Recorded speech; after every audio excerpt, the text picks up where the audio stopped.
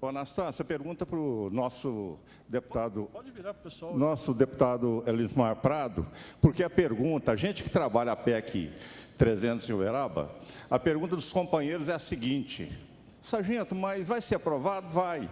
É para muito longe? Não, é para muito perto, é para breve. Então, eu pergunto ao deputado, aquele folclore que não pode aprovar nada em ano eleitoral, pode ser aprovado a PEC 300? Eleitoral que é bom de aprovar. Não, a PEC é possível sim ser aprovada, né? Nós temos milhares de matérias tramitando na Câmara, mas o que determina a ordem do dia, o que realmente determina esse processo, é a pressão social. Nós aprovamos a CCJ, a Comissão Especial está fazendo um trabalho rápido, vai entregar o relatório aprovado até novembro, vai entrar na pauta da Câmara, e o que determina realmente a aprovação, sem dúvida nenhuma, é a pressão na sociedade. Ela que vai determinar, é possível, muitas emendas constitucionais já foram aprovadas, a PEC dos vereadores, agora recente, foi aprovada em tempo recorde. Por quê? Porque houve uma grande mobilização nacional em todos os municípios, os vereadores ocuparam os corredores lá do Congresso, convenceram todos os parlamentares e tinha uma conjuntura favorável, né, que são as eleições aí nacionais no próximo ano. Então, a exemplo da PEC dos vereadores, é possível sim aprovar. Agora vai depender da nossa pressão, da pressão social, né, da participação aí não só da classe, da categoria, mas da participação de toda a sociedade. Por isso nós vamos ocupar todos os espaços, imprensa, rádio, todo lugar onde a gente possa falar, tribuna, para poder fazer o convencimento e conclamar a sociedade brasileira a pautar essa discussão, que sem dúvida nenhuma nós vamos conseguir aprovar. Agora vai depender da nossa força e do processo de mobilização.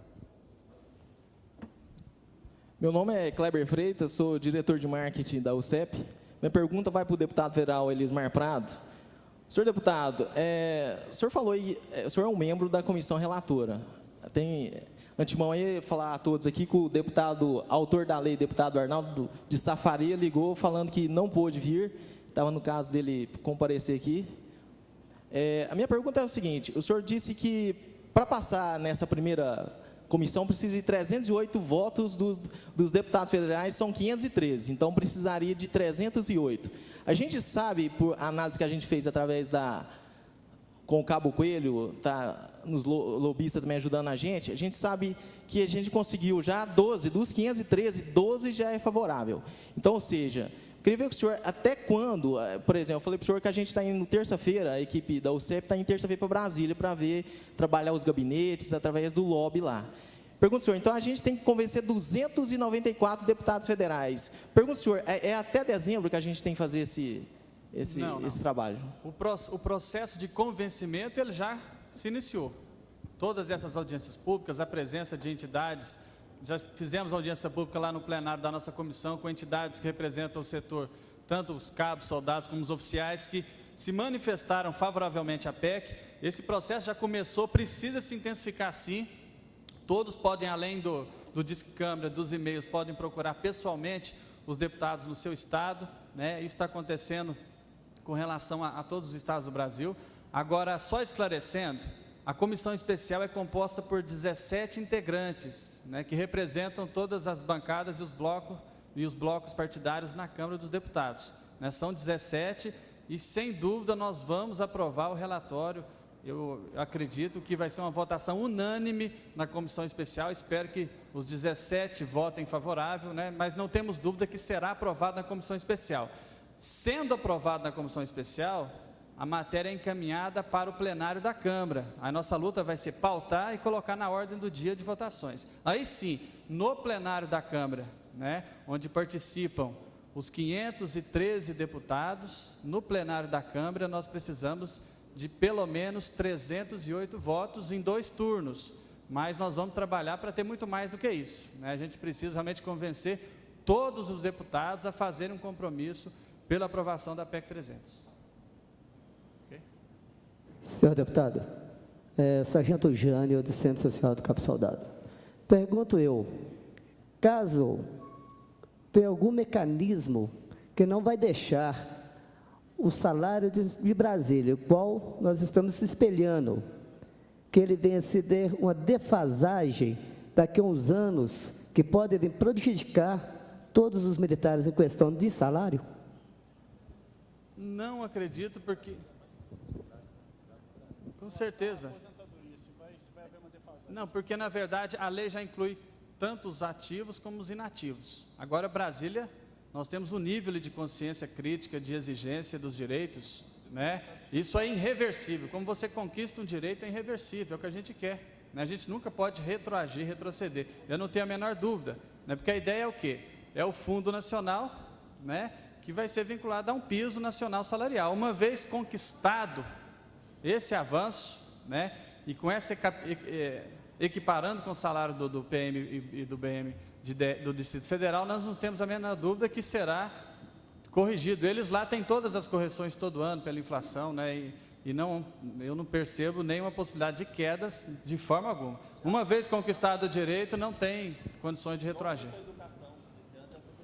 É o piso nacional da educação. Nós temos o fundo, que é o Fundeb, que financia toda a educação básica pública do país, né? Nós temos a garantia de um piso mínimo de 950, já passou para 1.150, já foi corrigido, né? Da mesma forma vai ser o fundo aí para poder subsidiar a segurança pública no país.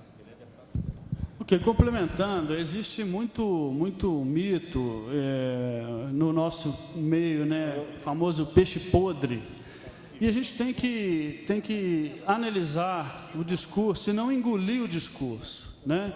O pessoal chega e fala assim, não, mas vai acabar com o quinquênio. Gente, vamos raciocinar, quem está entrando tem direito a quinquênio? Não. Quem já tem 3 quinquênios, como o meu caso, como outros aí, tem 5, tem 6, não vai ser cortada uma coisa que já foi adquirida. Isso aí é impossível, isso aí não existe, isso aí é anticonstitucional. E ninguém vai fazer uma coisa que seja anticonstitucional. Então, esses senhores podem ficar tranquilos que, em relação ao que já está garantido, não será perdido.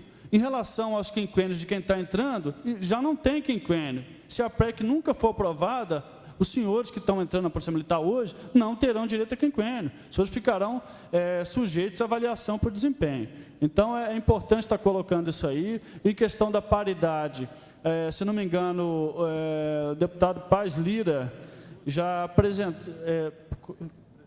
apresentou emenda, exatamente, eu ia complementar, apresentou emenda, trazendo algumas questões, dentre elas a paridade entre ativos e inativos e pensionistas, e criando, inclusive, o piso nacional, que é uma coisa que vai ser discutida, logicamente, mas esses eventos vão ajudar a pressionar positivamente para que seja aprovado, né, que seria o piso nacional de 10 salários mínimos, né? Então, é uma coisa que está sendo discutida e é importante estar colocando para os senhores aí.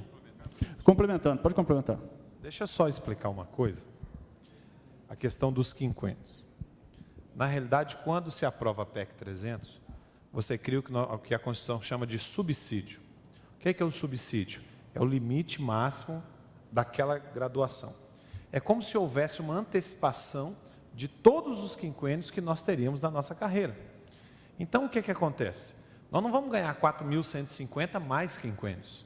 Os quinquênios deixam de ser calculados porque, criado o subsídio, você anteciparia o que nós ganharíamos.